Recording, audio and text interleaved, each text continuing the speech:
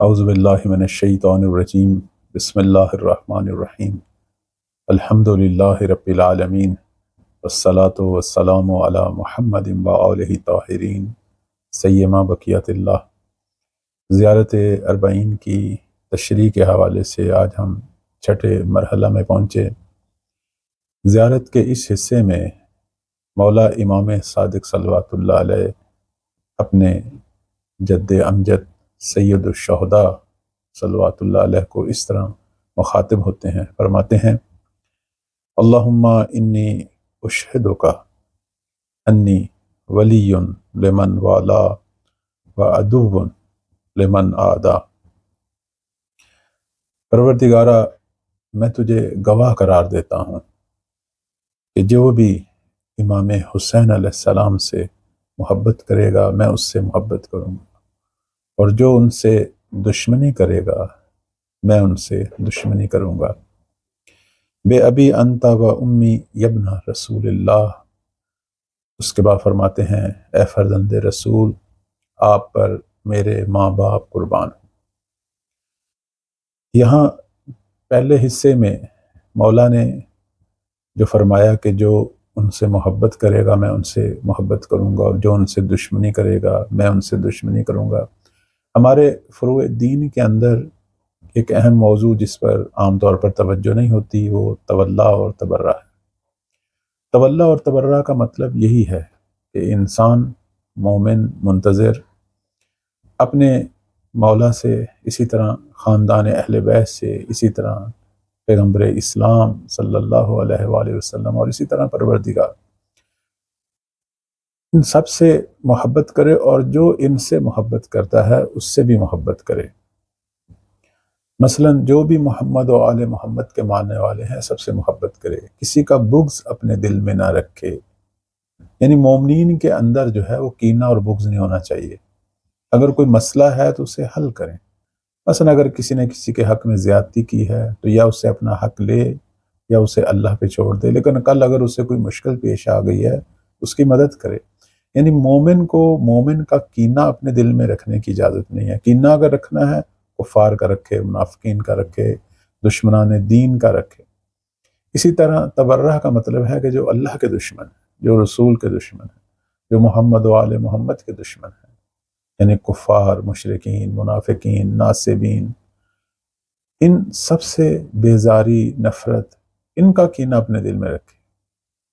کیونکہ یہ دشمن پروردگار ہیں، یہ دشمن سید الشہداء ہیں، یہ دشمن محمد و آل محمد ہیں۔ آج بھی آپ دیکھیں دنیا کے اندر جتنے بڑے بڑے ظالم ہیں یہ سارے اللہ کے، اسلام کے، راہ حسین کے دشمن ہیں۔ حتیٰ مسلمانوں کے اندر ایسے لوگ بھی ہیں جو کھلم کھلا مولا امام حسین علیہ السلام سے ابھی بھی دشمنی کا اظہار کرتے ہیں، تو ہم بھی ان کے دشمن ہیں۔ یہ ہے تبرہ۔ یعنی اگر دل میں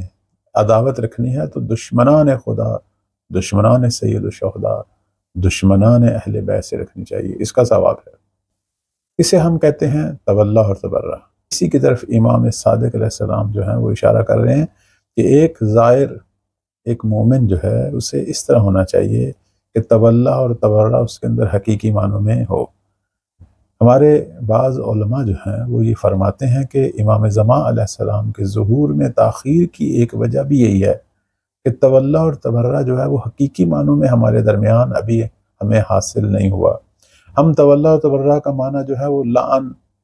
نفرین یا چند ایک نعرے جو ہیں کہ فلاں مرد آباد مثلا یہ کہہ دیتے ہیں، حالانکہ یہ تولا اور تبرہ نہیں ہے۔ تولا اور تبرہ جو ہے وہ یہ ہے کہ ہمارے قول و فعل عمل میں دشمنان اہل بیت سے کوئی شباہت نہ ہو، ان سے ہم بیزار ہوں، ان کی عداوت رکھیں، دشمنان خدا کی عداوت رکھیں۔ اور وہ لوگ جو خدا کے چاہنے والے، اس کے رسول کے چاہنے والے، اہل بیت کے چاہنے والے، سید الشہداء کے چاہنے والے، جیسے ابھی بھی آپ اربعین میں دیکھیں مختلف مذاہب سے لوگ آئے ہوئے ہیں جو مولا امام حسین کے عاشق ہیں، تو ہم بھی ان کے عاشق ہیں، ہم بھی ان کے چاہنے والے ہیں۔ یہ ہے تولا۔ اس طرح کی جب امت حقیقی معنوں میں تشکیل پائے گی اس وقت امام مہدی علیہ السلام ظہور فرمائیں گے۔ ابھی یہ ہوتا ہے کہ ہم بعض اوقات اکٹھے ہو جاتے ہیں، جیسے اربعین کے موقع پہ اکٹھے ہو گئے، جیسے کبھی مجلس ہوتی ہے اکٹھے ہو جاتے ہیں، نماز جماعت میں اکٹھے ہو جاتے ہیں، لیکن آپس میں مومنین کے اندر ایک دوسرے سے نفرتیں، عداوتیں، جھگڑے، کینے، بغض یہ ختم نہیں ہو پاتے، اور وہ امت واحدہ اور وہ منتظرین کی ہمدل جماعت جس کا مولا انتظار کر رہے ہیں وہ بھی دنیا میں ظاہر نہیں ہو رہی۔ جب تک ہم آپس میں یہ چھوٹے موٹے جھگڑے، لڑائیاں، یہ دنیا کی بعض چیزوں کی خاطر جو مسائل ہیں اس کو ختم نہیں کریں گے یا اس سے بالاتر ہو کر نہیں سوچیں گے، اس وقت تک امام زمان علیہ السلام کے ظہور کی جو ہے وہ راہ ہموار نہیں ہوگی، ورنہ وہی جنگ صفین والے مسائل پیش آئیں گے کہ آپس میں ہی لوگ لڑ پڑیں گے اور دشمن جیت جائے گا۔ تو بس تولا اور تبرہ کا مطلب یہ ہے کہ آپس میں ہم ہمدل ہوں، ہمارے اندر حقیقی معنوں میں جو ہے وہ وحدت پیدا ہو۔ سب سے پہلے ہمیں یہ درس خود سرکار رسالت مآب صلی اللہ علیہ وآلہ وسلم نے دیا، وہی حدیث قصا کے وقت جب پیغمبر اسلام صلی اللہ علیہ وآلہ وسلم نے سب کو تحت القصا جو ہے وہ جمع کیا، اور جب یہ 5 تن جو ہیں یہ چادر کے نیچے آ گئے تو اس وقت رسول اللہ صلی اللہ علیہ وآلہ وسلم نے فرمایا کہ پروردگارا یہ میرے اہل بیت ہیں، اللہم ان ہؤلاء اہل بیتی و خاصتی و حامتی، پروردگارا یہ میرے اہل بیت ہیں، یہ میرے خاص ہیں، یہ میرے مددگار ہیں، لحمہم لحمی، ان کا گوشت میرا گوشت ہے، دمہم دمی، ان کا خون میرا خون ہے۔ اس کے بعد فرماتے ہیں کہ یولمنی ما یولمہم، جو انہیں اذیت دے، جو انہیں تکلیف دے وہ مجھے تکلیف دے رہا ہے، جو انہیں مشقت میں ڈالے، زحمتوں میں ڈالے وہ مجھے زحمتوں میں ڈال رہا ہے۔ اور اس کے بعد نبی اسلام صلی اللہ علیہ وآلہ وسلم فرماتے ہیں انا حرب لمن حاربہم، جو ان سے لڑے گا میں ان سے لڑوں گا، وسلم لمن سالمہم، اور جو ان کے ساتھ سلو کرے گا میں ان کے ساتھ سلو کروں گا، وعدو لمن آداہم، اور جو ان سے دشمنی کرے گا، عداوت رکھے گا، میں ان سے دشمنی کروں گا، وہ محب لمن احبہم، جو ان سے محبت کرے گا، جو انہیں دوست رکھے گا میں بھی ان سے محبت رکھوں گا، میں بھی انہیں دوست رکھوں گا، انہم منی وانا منہم، یہ مجھ سے ہیں اور میں ان سے ہوں۔ یہ اہم ترین پیغام ہے تولا اور تبرہ کا، جو سب سے پہلے رسالت مآب کی مبارک لسان سے ظاہر ہوا، اور اس زیارت میں امام صادق علیہ السلام اپنے نانا بزرگوار کی سیرت پہ چلتے ہوئے وہی کلمات جو ہیں سید الشہداء صلوات اللہ علیہ کی بارگاہ میں دہرا رہے ہیں۔ یعنی یہ وہی درس تولا اور تبرہ ہے کہ جو ایک مومن، ایک شیعہ اور ایک منتظر کی پہچان ہے۔ اس کے بعد فرمایا کہ بے ابی انت و امی یبن رسول اللہ، اے فرزند رسول آپ پر میں امام صادق علیہ السلام کے والدین قربان ہوں۔ ہم جب بھی کسی معصوم کی زیارت کے لیے جاتے ہیں تو اس زیارت نامے میں یہ الفاظ ضرور ہوتے ہیں، یعنی ایک زائر جو ہے وہ اپنے مولا کی بارگاہ میں جب حاضر ہوتا ہے تو اپنی قیمتی ترین چیز، اور وہ ماں باپ سے بڑھ کر کوئی بھی نہیں ہے، ان کو فدا کرتا ہے اس پر، معصوم پر جس کی بارگاہ میں حاضر ہوتا ہے۔ اور یہ درس ہمیں امام صادق علیہ السلام دے رہے ہیں کہ جب بھی حجت خدا کو مخاطب ہوں تو ان کی تعظیم کے لیے ان پر اپنے ماں باپ کو قربان کریں۔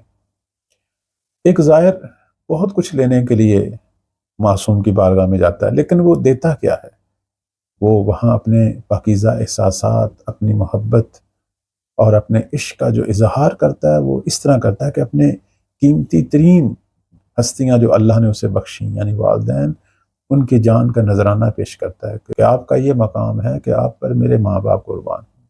یعنی یہ ایک طرح کا احترام ہے، ایک تعظیم ہے۔ یہاں جو بے آئی ہے بے ابی، اسے اہل لغت جو ہیں وہ کہتے ہیں کہ یہ تفدیہ یعنی فدا ہونے کے معنی کے لیے ہے، یعنی انسان اپنے ماں باپ کو فدا کرتا ہے معصوم کی بارگاہ میں۔ اب یہاں 2 سوال ہیں، ایک تو یہ ہے کہ معصوم اگر زندہ ہوں تو اس پر میں اپنے ماں باپ فدا کروں، یہ تو اس دنیا سے جا چکے ہیں، یہ شہید ہیں، تو شہید بھی زندہ ہیں، یعنی آپ نے اس معصوم کی بارگاہ میں یہ اقرار کرنا ہے کہ آپ کا یہ مقام ہے کہ آپ جہاں بھی ہوں، چاہے اس دنیا میں ہوں یا اس دنیا میں، آپ کا یہ مقام ہے کہ آپ پر میرے والدین قربان ہوں۔ یعنی یہ انسان اپنی محبت کا اور تعظیم کا ایک خاص اظہار کرتا ہے جو امام صادق علیہ السلام ہمیں سکھا رہے ہیں۔ اور دوسرا سوال یہ بھی ہو سکتا ہے کہ ماں باپ اگر ایک شخص کے زندہ نہ ہوں تو آیا پھر بھی وہ یہ کہے؟ ہاں، پھر بھی وہ کہہ سکتا ہے کہ اگر میرے والدین زندہ ہوتے تو آپ کا یہ مقام ہے، یعنی وہ اس جملے کے ساتھ اس طرح کے احساسات جو ہے وہ پیش کر رہے ہیں کہ آپ کا یہ مقام ہے کہ میں اپنے ماں باپ کو قربان کروں۔ اب اگر وہ زندہ نہیں ہیں لیکن اگر وہ زندہ ہوتے تو پھر بھی میں ان کو آپ کی بارگاہ میں قربان کرتا، یعنی ایک قسم کی تعظیم اور احترام۔ اس طرح کے جو جملے ہیں یہ ایک طرف سے اظہار عشق ہے، ایک طرف سے تعظیم کا سب سے اعلیٰ ترین اظہار ہے، اور دوسری طرف یہ کلمات جو ہیں وہ بتا رہے ہیں کہ انسان کو کس طرح اپنے امام سے متصل ہونا چاہیے، یعنی اپنا سارا کچھ ان پر فدا کرنے کے لیے تیار ہو۔